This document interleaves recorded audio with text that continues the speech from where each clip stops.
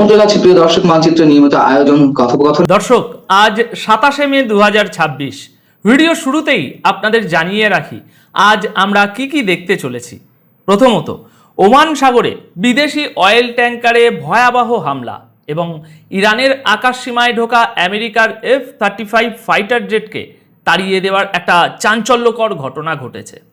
দ্বিতীয়ত, ডোনাল্ড ট্রাম্পের তরফ থেকে ইরানের কাছে পরমাণু অস্ত্র নিয়ে এমন একটা অসম্ভব শর্ত দেয়া হয়েছে যার কাউন্টারে সরাসরি মাঠে নেমেছে এবার চীন। তৃতীয়ত, আব্রাহাম অ্যাকর্ডের নামে আমেরিকার পাতা ফাঁদে পা দিতে সরাসরি অস্বীকৃতি জানিয়েছে সৌদি আরব, কাতার এবং পাকিস্তান, যা পশ্চিমাদের জন্য একটা বিশাল বড় চাপের আঘাত। এবং সবশেষে, রাশিয়ার ভিতরে ইউক্রেনের হামলার জবাবে পুতিন যে বিশাল পরিসরে সিক্রেট মোবিলাইজেশন শুরু করেছেন তা কিভাবে যুদ্ধের মোড় ঘোরাবে। তো চলুন কোনো রাগঢাক না রেখে সরাসরি আজকের জিওপলিটিক্যাল বিশ্লেষণে প্রবেশ করা যাক। দেখুন দর্শক, ওমানের রাজধানী মাস্কাটের কাছে সাগরে একটা বিদেশি অয়েল ট্যাঙ্কারে যে ভয়াবহ বিস্ফোরণ হয়েছে তা আমি বলবো শুধু একটা বিচ্ছিন্ন ঘটনা নয়। ব্রিটেনের ম্যারিটাইম এজেন্সি UKMTO একে সরাসরি অ্যাটাক হিসাবে ঘোষণা করেছে। জাহাজের এমন একটা অংশে এই ব্লাস্ট করা হয়েছে যাতে তেল লিক করতে শুরু করেছে। এখন আসল ব্যাপারটা হলো, এই হামলাটা এমন একটা টাইমিংয়ে হলো যা ঠিক কয়েক ঘন্টা আগে হরমুজ প্রণালীর কাছে আমেরিকা এবং ইরানের মধ্যে সরাসরি সংঘাতের একটা খবর আমরা পেয়েছি, যেখানে 4 জন ইরানি সৈন্য নিহত হওয়ার দাবিও করা হয়েছে। বলা হচ্ছে মার্কিন ফোর্স ইরানি নৌকার পাশাপাশি তাদের কিছু মিলিটারি পজিশনেও টার্গেট করেছিল। তাহলে এর মানে কি দাঁড়ায়? এর মানে হলো, কাগজে কলমে যে সিজফায়ারের কথা পশ্চিমীরা প্রচার করছে, বাস্তবে তার কোনো অস্তিত্ব নেই। মিডল ইস্ট আবারও একটা বড় ধরনের যুদ্ধের একেবারে কিনারায় এসে দাঁড়িয়েছে। এই সংঘাতের রেশ কাটতে না কাটতেই ইরানের Islamic revolutionary guard corps IRGC একটি অত্যন্ত কড়া বিবৃতি দিয়ে জানিয়েছে যে পারস্য উপসাগরের উপর দিয়ে ইরানের আকাশসীমায় অনুপ্রবেশ করা আমেরিকার একটি MQ-9 ড্রোনকে তারা গুলি করে নামিয়েছে এবং আরেকটি ড্রোন এবং F-35 ফাইটার জেটকেও তারা তাড়িয়ে দিতে বাধ্য করেছে। এখানে একটা জিনিস খুব সূক্ষ্মভাবে বুঝতে হবে দর্শক। IRGC কিন্তু পরিষ্কার ভাষায় বলে দিয়েছে যে আমেরিকা যদি সিজফায়ারের কোনো শর্ত ভাঙে তবে ইরানের জবাব হবে তাৎক্ষণিক এবং নিশ্চিত।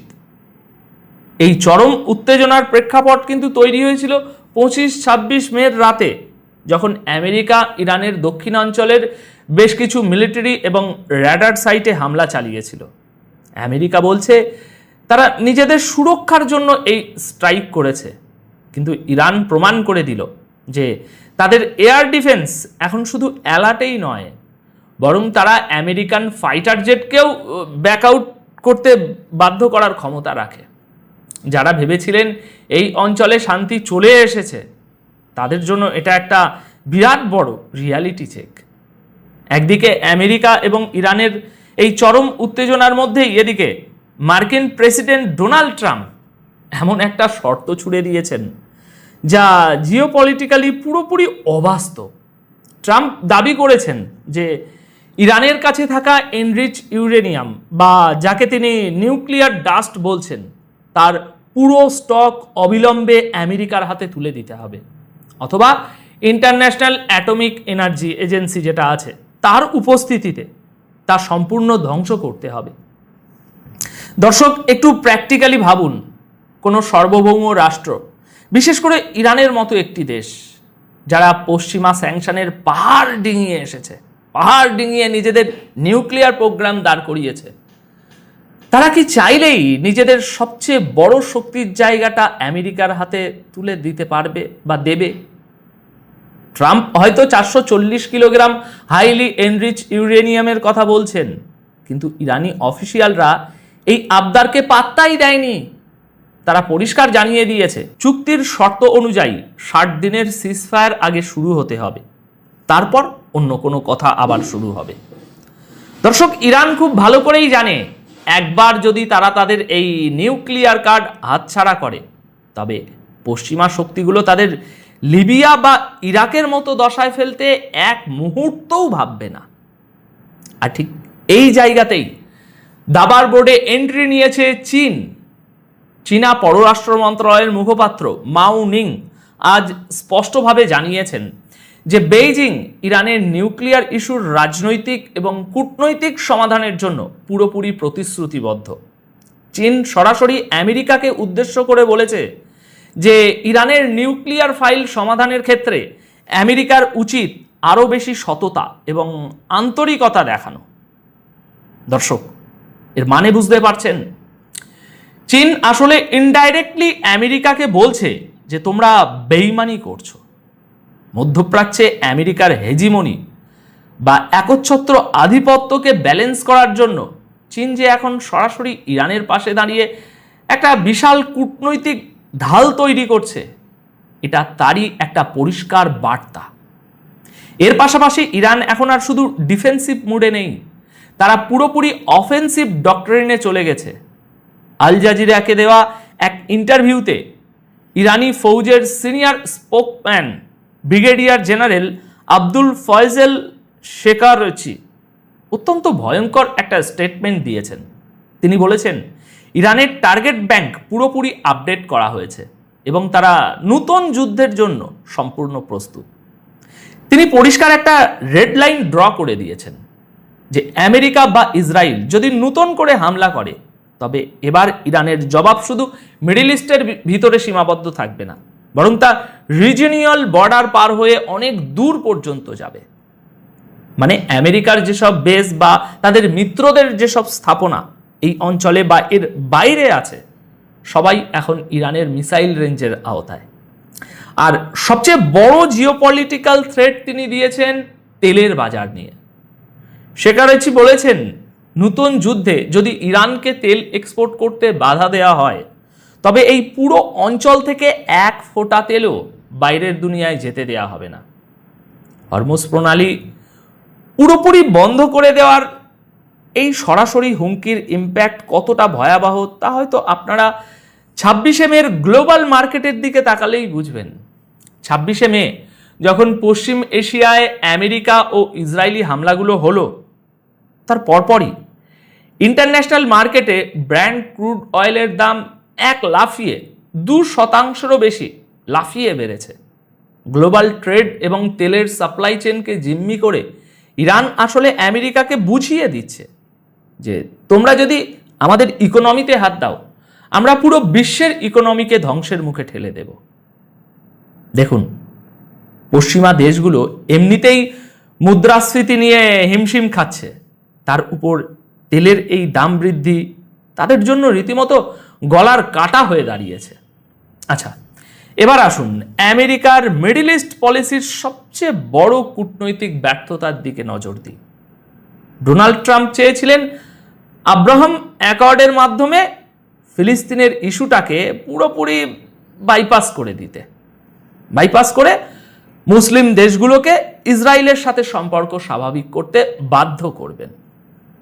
কিন্তু সৌদি আরব ট্রাম্পের এই মিডল ইস্ট প্ল্যানকে একেবারে সোজাসাপটা রিজেক্ট করে দিয়েছে। সৌদি আরব পরিষ্কার ঘোষণা দিয়েছে, ভালো করে শুনবেন, যে যতক্ষণ পর্যন্ত একটি স্বাধীন ফিলিস্তিনি রাষ্ট্রের জন্য এমন কোনো রাস্তা তৈরি হচ্ছে না যা কখনো বদলানো যাবে না, ততক্ষণ পর্যন্ত ইসরায়েলের সাথে কোনো নর্মালাইজেশন বা স্বাভাবিকরণের প্রশ্নই ওঠে না। দর্শক, সৌদি আরব খুব ভালো করেই জানে যে মুসলিম বিশ্বের লিডারশিপ ধরে রাখতে হলে স্বাধীন ফিলিস্তিনের ইস্যুটাকে তারা কিছুতেই ইগনোর করতে পারবে না। গাজার যুদ্ধ এবং ব্যাপক রক্তপাতের পর মুসলিম উম্মার মধ্যে যে চরম ক্ষোভ বিরাজ করছে, তাতে সৌদি আরবের এই স্ট্যান্ড নেওয়া ছাড়া উপায়ও ছিল না। আর শুধু সৌদি আরব নয়, কাতার এবং পাকিস্তানও ডোনাল্ড ট্রাম্পের এই প্ল্যানকে রীতিমতো ডাস্টবিনে ছুঁড়ে ফেলেছে। কাতার সাফ জানিয়ে দিয়েছে ফিলিস্তিন ইস্যুর সমাধান ছাড়া ইসরায়েলের সাথে কোনো চুক্তির রাস্তায় তারা হাঁটবে না।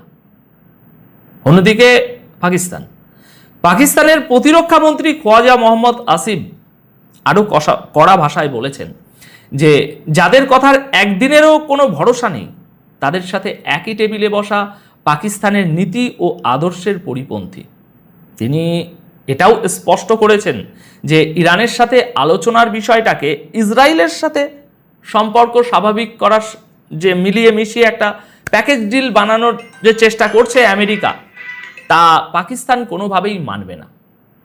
একটু খেয়াল করুন, কাতার হলো গ্লোবাল গ্যাস পাওয়ার এবং ডিপ্লোম্যাসির অন্যতম বড় কেন্দ্র, আর পাকিস্তান হলো পরমাণু অস্ত্রধারী বিশাল মুসলিম জনসংখ্যার একটা দেশ। এই দেশগুলো যখন প্রকাশ্যে আমেরিকার এই সাজানো নকশাকে বুড়ো আঙুল দেখাচ্ছে, তখন এটা বুঝতে আর বাকি থাকে না যে পশ্চিমীরা মধ্যপ্রাচ্যে তাদের রাজনৈতিক নিয়ন্ত্রণ কতটা দ্রুত হারিয়ে ফেলছে। এখন সবশেষে আমরা ইউরোপের থিয়েটারে নজর দেব, যেখানে ইউক্রেন এবং রাশিয়ার যুদ্ধ এখন পুরোপুরি স্ট্র্যাটেজিক রূপ নিয়েছে। ইউক্রেন এখন আর শুধু বর্ডার বা ফ্রন্ট লাইনে যুদ্ধ করছে না, তারা রাশিয়ার একেবারে ভিতরের সাপ্লাই চেন এবং ইকোনমিক ব্যাকবোন ভেঙে দেওয়ার নীতি গ্রহণ করেছে। জায়গার নামগুলো শুনুন: ডোনেটস্ক, জাপেরিজিয়া, এরকম অত্যন্ত গুরুত্বপূর্ণ রেলওয়ে জংশনে ইউক্রেন হামলা চালিয়েছে, যেখান থেকে রাশিয়ান ফৌজের লজিস্টিক এবং জ্বালানি এই সমস্ত জিনিসগুলো সাপ্লাই হয়। এর আগে আপনার গত 21শে মে ইউক্রেন রাশিয়ার অয়েল রিফাইনারিতেও ব্যাপক হামলা চালিয়েছিল, যা রাশিয়ার তেল উৎপাদনের উপর একটা বড় প্রভাব ফেলেছে। এর পাশাপাশি লুহানস্কে রাশিয়ার এয়ার ডিফেন্সের একটা অন্যতম মূল র্যাডার সিস্টেমকেও টার্গেট করা হয়েছে। ইউক্রেনের এই যে ডিপ স্ট্রাইকগুলো, এর আসল উদ্দেশ্য হলো রাশিয়ার যুদ্ধ চালিয়ে যাওয়ার যে রসদ সেটা আটকে দেওয়া। কিন্তু আপনারা যদি ভাবেন যে এর ফলে ভ্লাদিমির পুতিন ব্যাকফুটে চলে গেছেন, তাহলে চরম ভুল করবেন। বরং এর জবাবে রাশিয়া এখন ভিতরে ভিতরে বিশাল একটা মোবিলাইজেশনের প্রস্তুতি নিচ্ছে।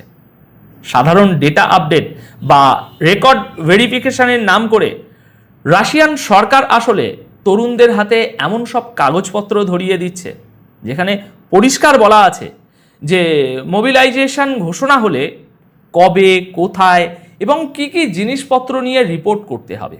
রিক্রুটমেন্ট সেন্টারের লোকেরাও আভাস দিচ্ছে যে এটা আসলে জেনারেল কোনো মোবিলাইজেশনের প্রাথমিক ধাপ। এর আগে যখন লিমিটেড মোবিলাইজেশন হয়েছিল তখন অনেক রাশিয়ান দেশ ছেড়েছিল, কিন্তু এবার পরিস্থিতি ভিন্ন। পুতিন এই বিশাল সৈন্যবাহিনী প্রস্তুত করার মাধ্যমে দুটো মেসেজ দিচ্ছেন: হয় তিনি এই যুদ্ধকে একটা দীর্ঘস্থায়ী যুদ্ধে পরিণত করবে, নতবা তিনি এমন একটা বিশাল ফোর্সের সমাবেশ ঘটাচ্ছেন যা দিয়ে আগামী কয়েক মাসের মধ্যেই ইউক্রেনের ফ্রন্ট লাইনে চূড়ান্ত এবং বিধ্বংসী কোনো আঘাত আনা হবে। পশ্চিমীরা ভেবেছিল যে স্যাংশন দিয়ে রাশিয়ার অর্থনীতি এবং সামরিক শক্তি এগুলোকে পঙ্গু করে দেবে, কিন্তু বাস্তবে রাশিয়া তাদের পুরো সমাজ এবং অর্থনীতিকে একটা ওয়ার মেশিনে পরিণত করে ফেলেছে, যা পশ্চিমা স্ট্র্যাটেজিস্টদের রাতের ঘুম হারাম করে দিয়েছে। এখন দর্শক, আজকের এই পুরো জিওপলিটিক্যাল ক্যানভাসটা দেখলে একটা জিনিস খুব স্পষ্ট হয়ে ওঠে যে পশ্চিমা শক্তিগুলোর যে গ্লোবাল ডমিনেন্স ছিল তা এখন সব দিক থেকেই চ্যালেঞ্জের মুখে। মধ্যপ্রাচ্যে ইরান তাদের নাকের ডগায় ফাইটার জেট তাড়াচ্ছে, আরব এবং মুসলিম দেশগুলো তাদের কূটনীতিকে প্রত্যাখ্যান করছে, আর অন্যদিকে রাশিয়া নিজেদের সামরিক শক্তিকে আরও কয়েক গুণ বাড়িয়ে তুলছে। বিশ্ব এখন আর একমেরু কেন্দ্রিক নেই, একটি বহুমেরু বিশ্ব ব্যবস্থা অত্যন্ত শক্তভাবে নিজের জায়গা করে নিচ্ছে। এখন আজকের এই বিশ্লেষণ আপনাদের কেমন লাগলো এবং পশ্চিমা পরাশক্তিগুলোর এই ক্রমাগত ব্যাকফুটে চলে যাওয়া নিয়ে আপনার নিজস্ব মতামত কি, তা অবশ্যই কমেন্ট সেকশনে জানাবেন। আসসালামু আলাইকুম রহমতুল্লাহি ওয়া বারাকাতুহু। সম্মানিত দর্শক, যারা সামাজিক মাধ্যম ব্যবহার করেন বা ইন্টারনেট প্রোটোকল ব্যবহার করেন, তারা মোটামুটি সবাই যে শব্দটি ইদানিং নেতিবাচক অর্থে ব্যবহৃত হচ্ছে, দ্য বট, BOT, বট। এই বট এবং এই বট বাহিনীর সম্পর্কে আপনারা সবাই ওয়াকিবহাল। এটি আধুনিক প্রযুক্তির, এআই, আর্টিফিশিয়াল ইন্টেলিজেন্স বা প্রযুক্তির একটি শাখা। তো এই বট সফটওয়্যার ব্যবহার করে প্রতিপক্ষকে ঘায়েল করা এবং প্রতিপক্ষকে অবদমিত করা, অপপ্রচার চালানো কিংবা প্রচার চালানো, ইতিবাচক এবং নেতিবাচক। এটা ম্যাথমেটিক্যাল যে টার্ম রয়েছে, জ্যামিতিক যে টার্ম রয়েছে, সেই জ্যামিতিক টার্ম অনুযায়ী এই প্রচার এবং প্রোপাগান্ডা ইন্টারনেটের মাধ্যমে চালানো সম্ভব। এই যে প্রযুক্তিটি, এরকম একটা প্রযুক্তি বাংলাদেশে আসতে পারে, থাকতে পারে বা এটি করতে পারে, এটা আমরা আওয়ামী লীগ জমানাতে দেখে আসছি যে এই বট প্রযুক্তি ব্যবহার করে সরকারকে নাস্তানাবুদ, যেমন ধরুন শেখ হাসিনাকে একটি গালাগাল দেওয়া হলো, বা তাকে মাগি বলা হলো, খানকি বলা হলো, বেশ্যা বলা হলো, কথার কথা।